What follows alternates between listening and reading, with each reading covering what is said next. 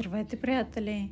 Искам да благодаря на Тошко Ойнарски, на Нелката Талдосиева, на Красимира Църкова, че бяха на Коледния базар и продаваха вместо мен, но като аз съответно боледувах. Много им благодаря на всички тези хора, които помогнаха за каузата ми в бъдеще заради БСМС. Благодаря ви от сърце пак. Те фактически бяха на 27 и 28 декември 2024 на площад Възраждане в коледната къщичка, която ми беше предоставена от общината. Там съответно други хора пък се погрежиха и други по-скоро хора се погрежиха за артикулите, които се продаваха на тази коледна къщичка, в тази коледна къщичка.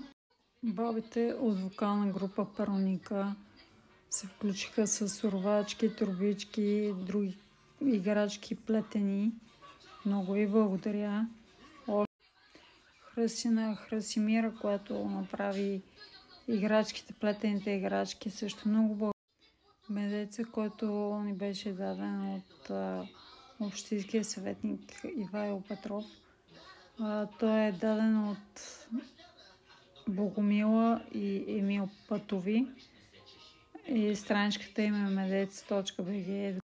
На Наталия Петрова, която създава тя красоти, ключодържатели, гривни от смола, свещи прави също, много красиви, сапуни, много интересни неща в интересни сината има. Значи ключодържатели, гривните, доколкото знам, са епоксилна смола. Благодаря и на Ваня Йосифова за националните неща, които е изработила. Видях, че тя има страничка с шевици, национални шевици с ризи, бутилки, които е направила на кукли. Много интересни неща.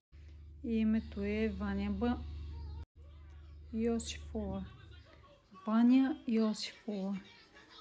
Още благодаря и на Теодора Бънджова,